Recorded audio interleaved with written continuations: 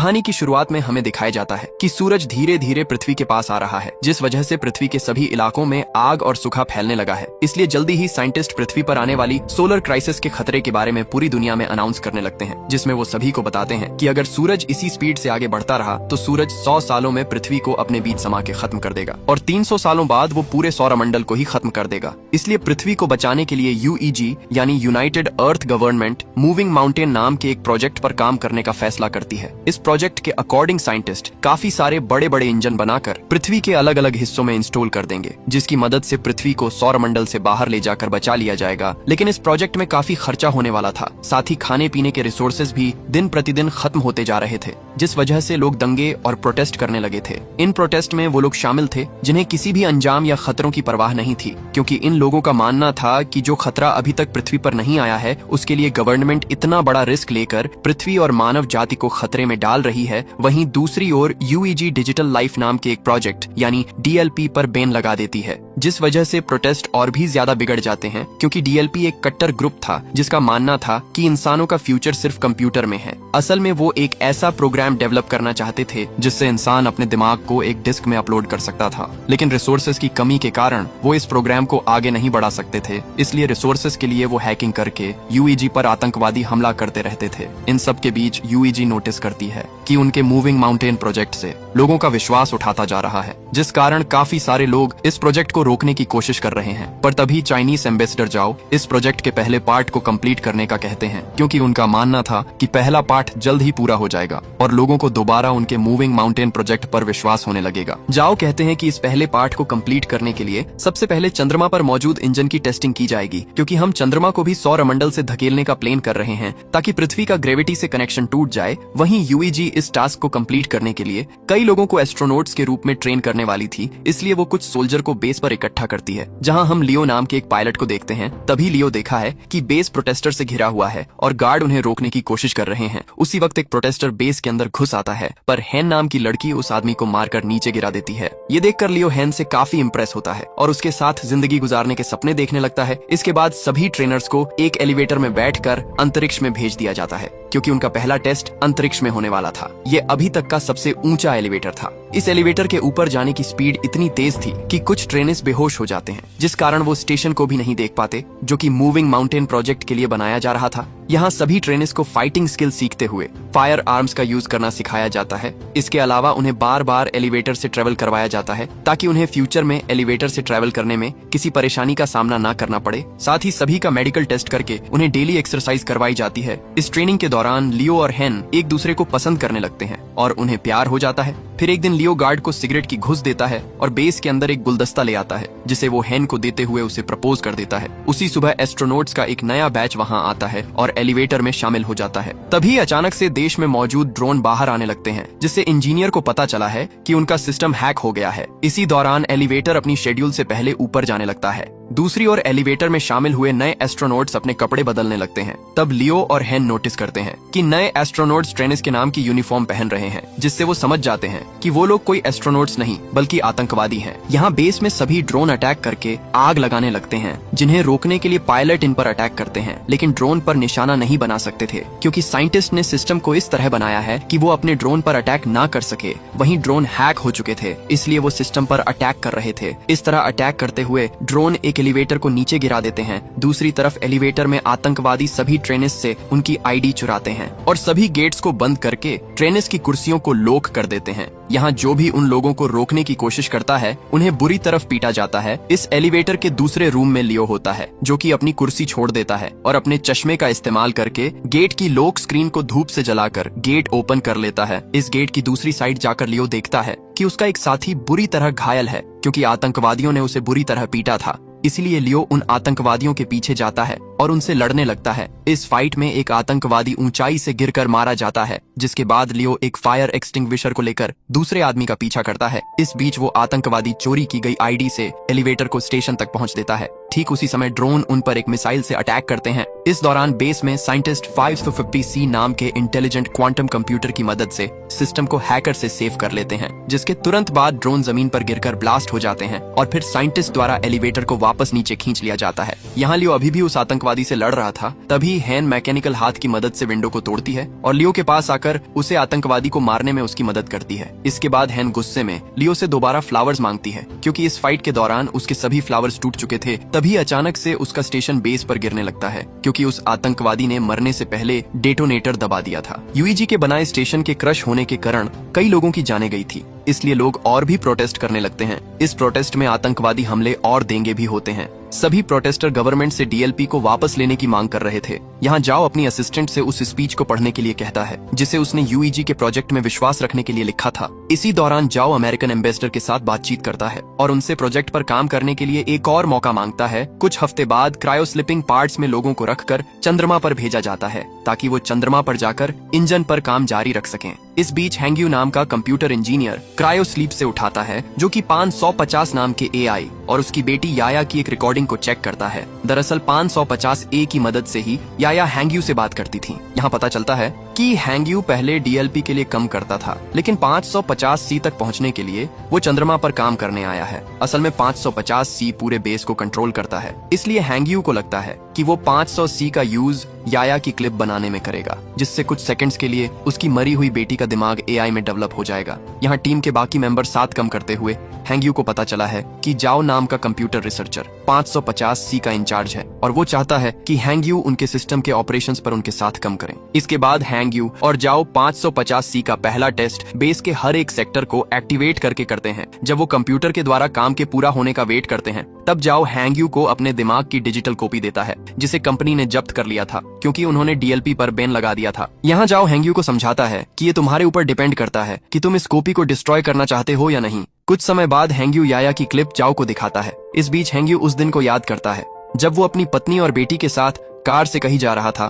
तब अचानक से उसकी कार एक ट्रक से टकरा गई थी, जिससे उसकी पत्नी की तुरंत ही डेथ हो गई थी। पर याया कुछ समय तक जिंदा थी, इसलिए हैंग्यू याया के दिमाग को कंप्यूटर के जरिए जिंदा रखने के लिए उसे डीएलपी के पास ले गया था। लेकिन वो लोग उसकी मदद करना नहीं चाहते थे, क्योंकि उनकी टेक्नोलॉजी अभी तक तैयार नहीं हुई थी। इस बीच हैंग्यू की मुलाकात जाओ से हुई, जो कि पहले डीएलपी में काम करता था। यहाँ जाओ ने हैंग्यू पर एहसान करते हुए याया के दिमाग को 550 ए नाम के एआई में डाल दिया था। यहाँ प्रेजेंट में हैंग्यू जाओ से रिक्वेस्ट करता है कि वो याया पर 550 सी का यूज करें, जिससे याया पूरी तरह एआई में बदल सके। जिस पर जाओ हैंग्यू से कहता है कि याया के लिए 550 ए ही काफी है। इसी बीच उनका सिस्टम डिटेक्टर करता है कि वहाँ Z9 लेवल का सोलर स्टोर्म आने वाला है, जिससे सभी लोग बेस पर वापस जाने का सोचते हैं। लेकिन उनके पास जो गाड़ियाँ थीं, उनकी स्पीड ज्यादा नहीं थी, पर फिर भी वो कोशिश करते हैं। वो किसी तरह सभी इंजन को बेस में रखकर उन्हें सोलर स्टोर्म से बचा लेते हैं, पर इस प्रोसेस में 550 सी एआई बुरी तरह जल जाता है। जबकि प्रोजेक्ट को 3 दिनों में लॉन्च करना था, जिसके लिए उन्हें एक एआई की बहुत ज्यादा जरूरत थी। तब हैंग्यू जाओ को अपना 550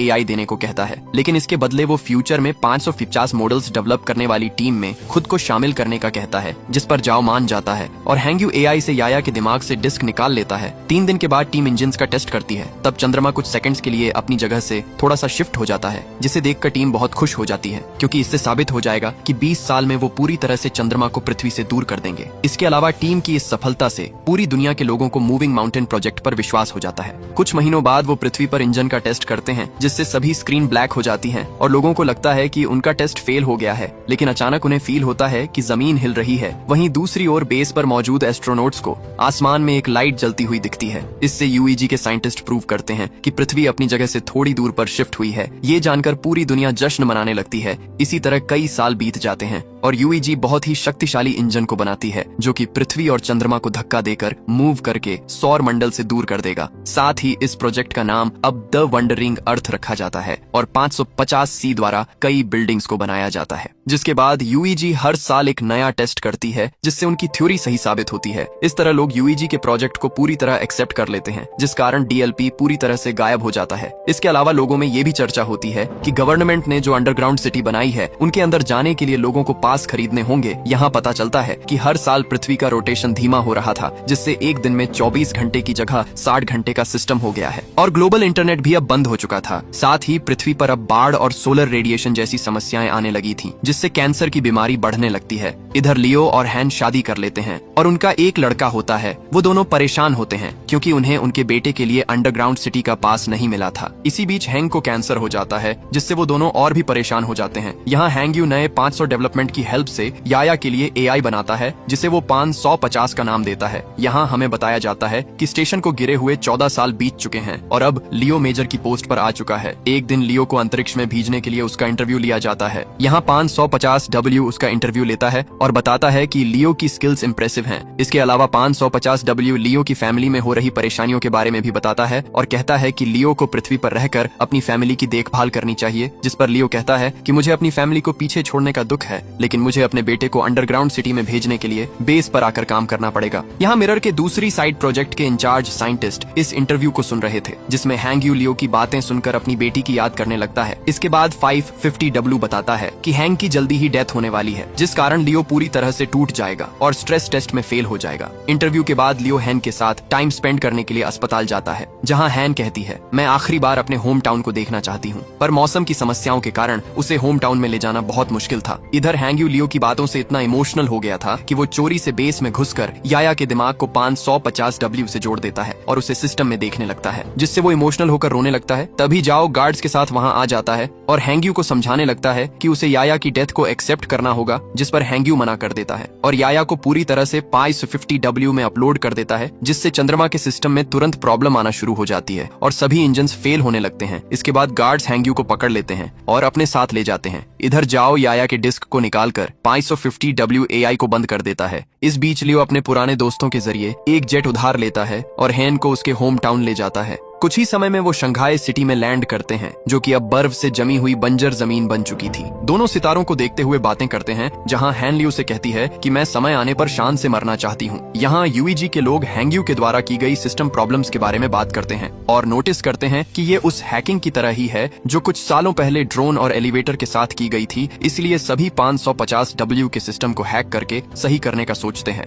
लेकिन वो हर बार ब्लॉक हो जाते हैं। तभी अचानक चंद्रमा के इंजन ब्लास्ट हो जाते हैं, जिससे चंद्रमा पृथ्वी की ओर आने लगता है। दूसरी तरफ जाओ समुद्र के पास खड़ा होता है और सभी देशों के लीडर्स को एक इमरजेंसी अलर्ट सेंड करता है, क्योंकि सुनामी धीरे धीरे बढ़ रही थी, जो जल्द ही जमीन से टकरा जाती है। इस इमरजेंसी के कारण लियो को भी वापस ड्यूटी पर बुलाया जाता है। वहीं लीडर्स पहले से ही अंडरग्राउंड सिटी को खोलना शुरू कर देते हैं, ताकि वो सुनामी से लोगों की जान बचा सकें। यहाँ लियो के मिशन पर जाने से पहले ही हैन की डेथ हो जाती है, इसलिए उनके बेटे को हैन के पिता अंडरग्राउंड सिटी में मिल जाते हैं। इस बीच जाओ यूईजी से सपोर्ट मांगते हुए कहता है कि उन्हें पृथ्वी के सभी परमाणु हथियारों का इस्तेमाल करके चंद्रमा पर अटैक करना होगा, ताकि वो चंद्रमा को पृथ्वी से टकराने से रोक सकें, जिस पर सभी देश अपने अपने हथियार सौंपने के लिए मान जाते हैं। इस बीच जाओ हैंग यू से मिलने के लिए जेल में जाता है और उसे बताता है कि वो पृथ्वी के इंजन्स को जल्द से जल्द एक्टिव करना चाहते हैं, लेकिन इसके लिए उन्हें ग्लोबल इंटरनेट को फिर से एक्टिव करना पड़ेगा। साथ ही जाओ बताता है कि इंटरनेट का एक सर्वर पानी में डूब गया है, जिसकी केयर करने के लिए उन्हें हैंग यू की जरूरत है, लेकिन हैंग यू जाओ की बात नहीं मानता है। तब जाओ उसे याया की दिमाग की डिस्क दिखाकर उसे ब्लैकमेल करता है, जिससे हैंग यू को उसकी बात माननी पड़ती है। इसके बाद हम देखते हैं कि परमाणु को ट्रांसपोर्ट करने के लिए लियो के साथ साथ कई पायलट को चुना जाता है। वहीं पृथ्वी पर मिसिंग इंटरनेट सर्विस की देखभाल के लिए 3 टीम्स को बीजिंग, टोक्यो और डैलिस भेज दिया जाता है। इसके बाद चुने हुए पायलट शटल्स के साथ चंद्रमा के लिए रवाना हो जाते हैं,